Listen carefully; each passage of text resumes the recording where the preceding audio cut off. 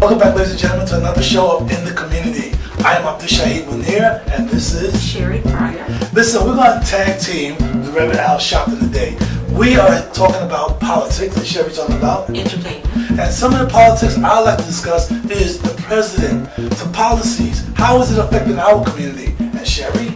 I would like to talk about hip-hop. You mentioned on your radio show about appraisers and that you should be your own appraiser, not allow people to appraise you. And you specifically talked about using the N-word, and for women, the H-word and the B-word. I also like to know the update on Sean Bell. What's going on with Sean Bell? What's going on with the Jada 6 and the police department? What's being done to recruit more minorities in the police department? Sherry? And I would like to ask you about, we lost two pioneers. 2 years ago we lost James Brown, and then here recently we lost Michael Jackson. So I would like you to just elaborate on how that affected you and how you think it's going to affect you. Well, ladies and gentlemen, you heard what we got to say. Now let's hear what this great man, REV AL SHARPTON, have to say about it. Political question. I think that what we are doing with the Sean Bell case, the Justice Department has opened a probe to look into whether they're going to bring federal civil rights charges against those policemen.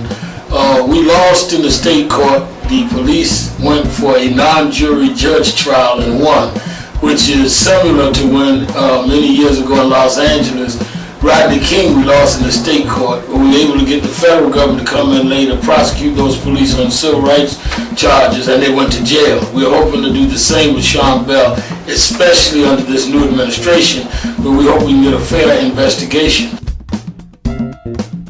Gina 6, that young man Michael Bell, who was in jail, we did get out. The other 5 have now gotten 7 days probation.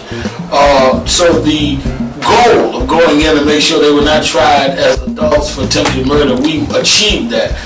We wish we had gotten them off totally, but we definitely made them stop this injustice of trying to railroad these kids who are underage and try them and give them 15 to 30 years as adults. In terms of entertainment, I think that it is important that we understand that, as I said in my address at National Action Network, we've got to have our own appraisal and not use bad appraisers. Bad appraisers will tell you something of no value is valuable and something of value is not valuable. That is why I've challenged the segments of the hip-hop community that uses the N-word and the H-word and the B-word to refrain from that, because it gives our people a lack of self-worth.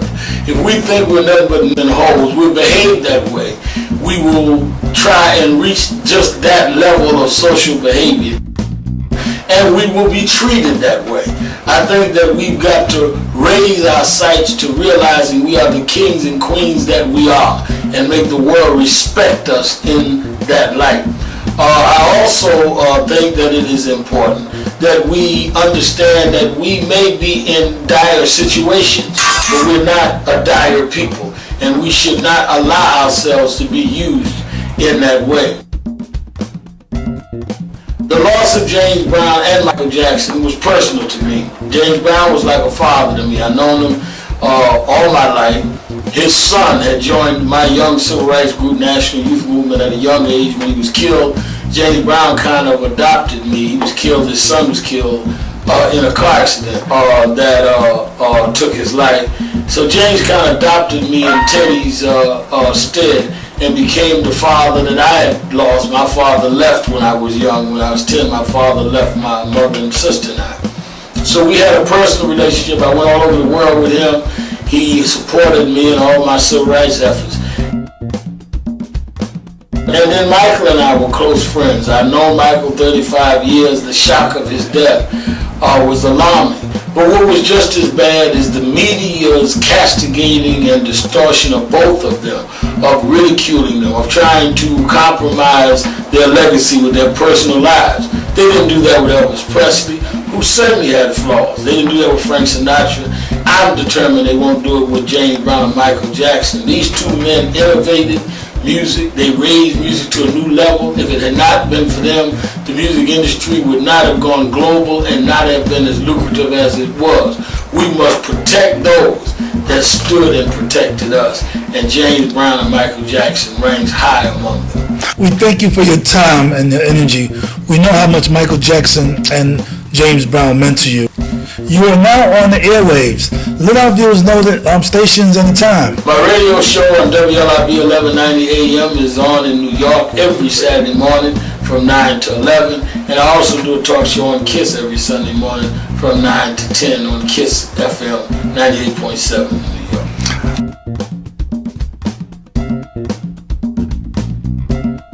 So ladies and gentlemen, there you go. As always, given to you in the community. This is Al Sharpton, Rev Al Sharpton. Sherry Pryor. Abdul Shaheed Munir telling you keep it here in the community. In the community.